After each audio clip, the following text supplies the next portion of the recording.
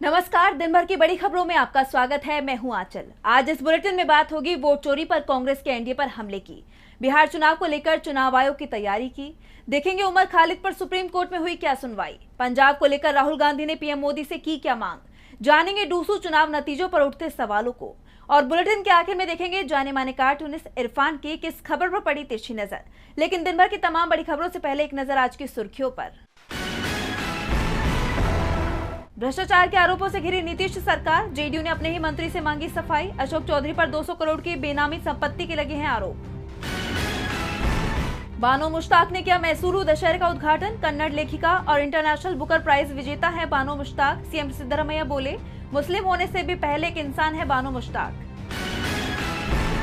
अरुणाचल और त्रिपुरा के दौरे पर पहुंचे पीएम मोदी, बोले कांग्रेस ने नॉर्थ ईस्ट को किया नजरअंदाज, लेकिन हम यहाँ के राज्यों को मानते हैं अष्टलक्ष्मी। लाल निशान पर बंद हुआ बाजार, 466 अंकों की गिरावट के साथ 82,159 पर बंद हुआ सेंसेक्स, तो वहीं 124 अंकों की गिरावट के साथ 25,202 पर बंद हुआ निफ्टी। ये तो थी सुर्खियां। अब बात आज की सबसे बड़ी खबर की। बिहार में इस बार कांग्रेस की तैयारियों ने बीजेपी और उसके सहयोगियों के होश उड़ा रखे हैं। चुनाव के ऐलान से पहले कांग्रेस ने पटना में सीडब्ल्यूसी की बैठक बुलाई है, जिसमें पार्टी अध्यक्ष मल्लिकार्जुन खड़गे, लोकसभा में नेता प्रतिपक्ष राहुल गांधी सहित कांग्रेस कमेटी के सभी 170 सदस्य शामिल होंगे। इसमें बिहार चुनाव के साथ मोदी सरकार के खिलाफ भी रणनीति तैयार की जाएगी। सीडब्ल्यूसी की बैठक से पहले बिहार कांग्रेस ने मोदी सरकार पर तीखा हमला बोला है। देखिए रिपोर्ट। देश की आजादी के बाद पहली बार बिहार में कांग्रेस वर्किंग कमेटी की बैठक हो रही है, जिसके चलते प्रदेश कांग्रेस में उत्साह दिखाई दे रहा है। कांग्रेस वर्किंग कमेटी की बैठक बिहार विधानसभा चुनाव के ऐलान से ठीक सप्ताह भर पहले हो रही है। अगले अक्टूबर के पहले सप्ताह में चुनाव का ऐलान तय माना जा रहा है। ऐसे में इस बैठक में बिहार विधानसभा चुनाव की रणनीति भी तैयार की जाएगी। बैठक से पहले प्रदेश कांग्रेस नेताओं ने प्रेस कॉन्फ्रेंस कर मोदी सरकार पर तीखे हमले किए। प्रदेश कांग्रेस अध्यक्ष राजेश राम ने कहा कि लोकतंत्र बचाने का समय आ गया है। वोट चोरी को रोकने के लिए आज संघर्ष हो रहा है। वोट चोरी के साथ साथ लोगों के अधिकार की चोरी हो रही है। इसी को लेकर कांग्रेस संघर्ष कर रही है। दरअसल वोट चोरी को लेकर कांग्रेस पार्टी पूरे देश में ही हमलावर रुख अपनाए हुए है। राहुल गांधी दावा कर रहे हैं कि महाराष्ट्र का चुनाव बीजेपी ने वोट चोरी करके ही जीता था, लेकिन अब बिहार में वोट चोरी नहीं होने दी जाएगी। प्रदेश कांग्रेस प्रभारी कृष्णा अल्लावरू ने भी बीजेपी की जीत पर सवाल उठाए हैं। उन्होंने कहा कि केंद्र में मोदी जी की सरकार है, लेकिन जनता की कोई सुनने वाला नहीं। मोदी जी उस छात्र की तरह हैं जो परीक्षा पढ़ लिख कर नंबर बढ़ाने में विश्वास नहीं रखते। मोदी जी वो छात्र हैं जो चीटिंग करता है, चोरी करता है, इसी आधार पर परीक्षा पास करता है। वोट चोरी करके नरेंद्र मोदी और अमित शाह चुनाव जीतते हैं। कांग्रेस प्रभारी ने कहा कि बिहार में पेपर लीक होता है, पेपर लीक करने वाले माफिया पर कोई कार्रवाई नहीं होती। छात्र मांग करते हैं तो उनके ऊपर लाठीचार्ज होता है। बीजेपी और एनडीए को इसकी हिम्मत कहां से आती है? ये हिम्मत वोट चोरी करने से आती है। कांग्रेस पूरे देश में वोट चोरी के मुद्दे को उठा रही है और बीजेपी के वोट चोरी को अब सब कोई जान गया है। अब इसका पूरा हिसाब होगा, जिसकी शुरुआत बिहार से होगी। बिहार विधानसभा चुनाव में वोट चोरी पर कांग्रेस चुनाव आयोग को छूट देने को तैयार नहीं है, तो चुनाव आयोग के अधिकारी अब बिहार जाने की तैयारी कर रहे हैं। अगले सप्ताह चुनाव आयोग की पूरी बेंच बिहार के दौरे पर होगी और बिहार से लौटते ही चुनावों की तारीखों का ऐलान कर दिया जाएगा। देखिए रिपोर्ट। बिहार में विधानसभा चुनाव की सरगर्मियां तेज हो गई हैं और सबकी निगाहें चुनाव आयोग पर टिकी हुई हैं। बताया जा रहा है कि मुख्य चुनाव आयुक्त ज्ञानेश कुमार 30 सितंबर के बाद बिहार का दौरा कर सकते हैं। इस दौरान उनके साथ सभी चुनाव आयुक्त भी पटना पहुंचेंगे और राज्य में चुनावी तैयारियों का जायजा लेंगे। इस दौरे के बाद बिहार विधानसभा चुनाव की तारीखों का ऐलान कभी भी हो सकता है, जिससे राजनीतिक गलियारों में हलचल और भी बढ़ गई है। चुनाव आयोग की तैयारियों की बात करें तो 30 सितंबर को स्पेशल रिवीजन के बाद अंतिम वोटर लिस्ट जारी की जाएगी। इसके तुरंत बाद चुनाव आयोग की टीम बिहार का दौरा करेगी। चुनाव आयोग की योजना है कि बिहार में विधानसभा चुनाव दुर्गा पूजा और दीपावली के बीच करवाए जाएं, यानी 2 अक्टूबर से 29 अक्टूबर के बीच वोटिंग हो सकती है। माना जा रहा है कि इस बार चुनाव 2 से 3 चरणों में करवाए जा सकते हैं, जिससे चुनाव प्रक्रिया को सुचारू रूप से चलाया जा सके। इस खबर से सभी पार्टियां अपनी तैयारियों को धार देने में जुट गई हैं, जिसमें सीट बंटवारा सबसे अहम फैसला होगा। चुनाव आयोग की इसी कवायद के साथ राज्य में जल्द ही चुनावी बिगुल बजने की उम्मीद जताई जा रही है। अक्टूबर के पहले सप्ताह में बिहार चुनाव का ऐलान हो सकता है। चुनाव 2 या 3 चरण में होंगे, ये तय माना जा रहा है, लेकिन उमर खालिद और शर्जील इमाम को जमानत कब मिलेगी ये तय नहीं हो पा रहा। सुप्रीम कोर्ट में खालिद और इमाम की जमानत याचिका पर सुनवाई हुई, लेकिन एक नई तारीख मिल गई। देखिए रिपोर्ट। 2020 के दिल्ली हिंसा से जुड़े एक मामले में आरोपी उमर खालिद, शर्जील इमाम, मीरान हैदर, गुलफिशा फातिमा और शिफा उर रहमान की जमानत याचिका पर सुप्रीम कोर्ट में अहम सुनवाई हुई। कोर्ट ने मामले को लेकर दिल्ली पुलिस को नोटिस जारी किया है और अब इस मामले की अगली सुनवाई 7 अक्टूबर को होगी। जस्टिस अरविंद कुमार और जस्टिस NV अंजारिया की बेंच ने इस मामले की सुनवाई की। याचिकाकर्ताओं की तरफ से सीनियर वकील कपिल सिब्बल, अभिषेक मनु सिंघवी और सिद्धार्थ दवे पेश हुए। सिंघवी ने कोर्ट को बताया कि याचिकाकर्ता छात्र हैं और पिछले 5 साल से जेल में बंद है। उन्होंने ये भी कहा कि उन्होंने अंतरिम जमानत के लिए भी अर्जी दी है, हालांकि आज तक उस पर जोर नहीं दिया गया।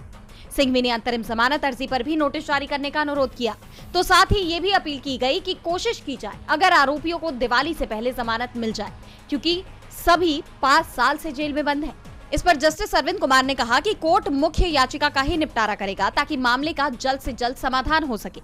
जैसा कि आप जानते हैं कि ये मामला 2020 में उत्तर पूर्वी दिल्ली में हुई हिंसा से जुड़ा है, जिसमें इन सभी पर साजिश रचने का आरोप है। अब देखना होगा कि सुप्रीम कोर्ट के जारी नोटिस का दिल्ली पुलिस क्या जवाब देती है और इन सब के बीच सबकी निगाहें 7 अक्टूबर को होने वाली अगली सुनवाई पर टिकी हुई हैं। कपिल सिब्बल ने कोर्ट में दलील दी कि कोर्ट का फैसला दिवाली से पहले आ जाए और शायद ऐसा होता दिखाई भी दे रहा है। सुप्रीम कोर्ट से खालिद और इमाम को जमानत मिलने की उम्मीद है, तो पंजाब भी मोदी सरकार से राहत की उम्मीद कर रहा है। पंजाब में इस बार जबरदस्त बाढ़ आई, जिसमें करोड़ों का नुकसान हुआ। विपक्ष के नेता राहुल गांधी ने इसे लेकर मोदी सरकार से राहत की मांग की है।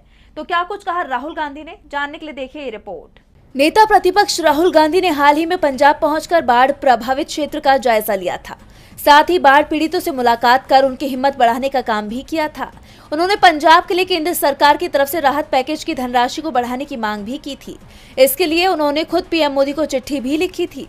पंजाब में बाढ़ पीड़ितों की मदद के लिए उन्होंने एक बार फिर मोदी सरकार से राहत पैकेज को बढ़ाने की मांग करते हुए जल्द से जल्द पीड़ितों की मदद करने का आग्रह किया है। उन्होंने अपने सोशल मीडिया प्लेटफॉर्म X पर लिखा कि पंजाब को बाढ़ की वजह से लगभग 20,000 करोड़ का नुकसान हुआ है। ऐसे में प्रधानमंत्री द्वारा घोषित 1600 करोड़ का प्रारंभिक राहत पैकेज पंजाब के लोगों के साथ अन्याय है। लाखों घर उजड़ गए, 4 लाख एकड़ से ज्यादा की फसल बर्बाद हो गई है और बड़ी संख्या में जानवर बह गए हैं। फिर भी पंजाब के लोगों ने अद्भुत हिम्मत और जज्बा दिखाया है। मुझे पूरा विश्वास है कि वो एक बार फिर पंजाब को खड़ा करेंगे। उन्हें बस सहारे और मजबूती की जरूरत है। मैं प्रधानमंत्री से फिर से आग्रह करता हूं कि तुरंत एक व्यापक राहत पैकेज जारी करें। पोस्ट के साथ उन्होंने 10 मिनट का एक वीडियो भी शेयर किया है। वीडियो में देखा जा सकता है कि बाढ़ के चलते कितनी बुरी स्थिति से लोग जूझ रहे हैं, कितना भारी नुकसान हुआ है। जैसा आप जानते हैं कि हाल ही में पंजाब में बाढ़ ने भारी तबाही मचाई थी, जिसके चलते 1600 करोड़ की राशि देने का ऐलान किया गया, लेकिन ये रकम पंजाब की तरफ से नाकाफी बताई जा रही है। इसको लेकर राहुल गांधी ने पहले भी केंद्र सरकार से पैकेज को बढ़ाने की मांग की थी, वहीं एक बार फिर उन्होंने ये मांग उठाई है। पंजाब के लिए 20,000 करोड़ रुपए की डिमांड की गई है। अब मोदी सरकार इस मांग को पूरा करती है या नहीं, इस पर सवाल बने हुए हैं। तो सवालों में ईवीएम भी बनी हुई है। दिल्ली यूनिवर्सिटी के चुनाव में ईवीएम एक बार फिर सवालों में आ गई। इसे लेकर छात्र नेता रौनक खत्री की याचिका पर हाईकोर्ट ने डीयू प्रशासन को नोटिस जारी किया है। तो क्या है इस नोटिस में, जानने के लिए देखिए ये रिपोर्ट। दिल्ली यूनिवर्सिटी के छात्र संघ चुनाव के नतीजों को लेकर एक नया विवाद खड़ा हो गया है। दिल्ली हाई कोर्ट ने डूसू के पूर्व अध्यक्ष और NSUI नेता रौनक खत्री की तरफ से दायर एक याचिका पर यूनिवर्सिटी के मुख्य चुनाव आयुक्त को नोटिस जारी किया है। इस याचिका में 18 सितंबर को हुए चुनाव को रद्द करने की मांग की गई है। खत्री ने आरोप लगाया है कि चुनाव और वोटिंग में बड़े पैमाने पर गड़बड़ी हुई थी, जिसके बाद कोर्ट ने चुनाव में इस्तेमाल हुई सभी ईवीएम मशीनों को सुरक्षित रखने का निर्देश दिया है। इस मामले पर अगली सुनवाई 16 दिसंबर को होगी। इसके अलावा डूसू के अध्यक्ष और उपाध्यक्ष पद के उम्मीदवारों को भी हाई कोर्ट की एक अन्य खंडपीठ ने नोटिस जारी किया है। इन पर चुनाव आयोग की गाइडलाइंस का उल्लंघन करने का आरोप है और इस मामले की अगली सुनवाई 6 नवंबर को होनी है। इन दोनों याचिकाओं ने डूसू चुनावों पर सवाल खड़े कर दिए हैं। जहां दिल्ली यूनिवर्सिटी ने चुनाव रद्द करने की मांग का कड़ा विरोध किया है, वहीं विरोधी छात्र संगठन इस मामले को लेकर हमलावर है। अब सबकी निगाहें कोर्ट के अगले फैसले पर टिकी हुई है। ईवीएम का मुद्दा एक बार फिर गर्मा रहा है। ईवीएम पर उठने वाले सवालों ने लोकतंत्र पर सवाल उठा दिए हैं। तो एयर इंडिया के विमानों के साथ होने वाले हादसों ने हवाई सफर करने वालों की सुरक्षा पर सवाल उठा दिए हैं और अब खबर आ रही है कि एयर इंडिया के विमान को हाईजैक करने की कोशिश की गई। तो क्या है पूरा मामला, देखिए इस रिपोर्ट में। अहमदाबाद में हुआ एयर इंडिया हादसा पूरे देश के लिए बुरे सपने जैसा है। आज भी लोग उस भयानक दृश्य को याद कर सिहर जाते हैं। हवाई यात्रा को लेकर उनके मन में बैठा डर अभी दूर भी नहीं हुआ था कि एयर इंडिया के ही विमान को लेकर एक और बड़ी खबर सामने आ गई, जिससे हड़कंप मच गया। बेंगलुरु से वाराणसी जा रही एयर इंडिया की उड़ान को हाईजैक करने की कोशिश की गई। बताया जा रहा है कि उड़ान के दौरान हवा में एक यात्री ने कॉकपिट का दरवाजा खोलने की कोशिश की। उसने दरवाजे का सही पासकोड तक डाल दिया था, जिससे पायलट को हाईजैक की आशंका हुई। सीसीटीवी कैमरे में अनजान चेहरों को देखकर पायलट ने रिक्वेस्ट रिजेक्ट कर दिया। फिर भी वो पैसेंजर नहीं माना। उसने बार बार कॉकपिट खोलने की कोशिश की, लेकिन पायलट ने हर बार कॉकपिट खोलने की रिक्वेस्ट को रिजेक्ट कर दिया। जब कैबिन क्रू ने उस पैसेंजर को रोकने की कोशिश की तो उसके साथ के और भी लोग आ गए और अंदर जाने की कोशिश करने लगे, और क्योंकि ये गेट बाहर से नहीं खुल सकता, इसलिए उनकी कोशिश नाकाम हो गई। हालांकि थोड़ी ही देर के अंदर एयरलाइंस कर्मियों ने सभी 9 यात्रियों को फटकार लगाते हुए सीट पर बैठा दिया। इस घटना के बाद तुरंत प्लेन के कैप्टन ने एयर ट्रैफिक कंट्रोल यानी एटीसी को इसकी सूचना दी, जिसके बाद सुरक्षा एजेंसियां अलर्ट हो गई और जैसे ही विमान की लैंडिंग हुई कुल 9 लोगों को हिरासत में ले लिया गया। सीआईएसएफ ने उन्हें स्थानीय पुलिस के हवाले कर दिया, जहां डीसीपी ने उनसे पूछताछ की।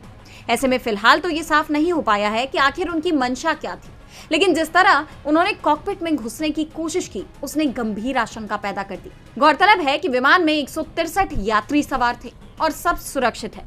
एक बड़ा हादसा होने से टल गया। विमान हाईजैक के मामले का पूरा खुलासा जल्द हो जाएगा, लेकिन इसे लेकर विमान यात्रियों में जरूर चिंता दिखाई दे रही है। तो चिंता उत्तर प्रदेश की जातीय सियासत को लेकर भी जताई जा रही है। योगी सरकार का एक फैसला अचानक सुर्खियों में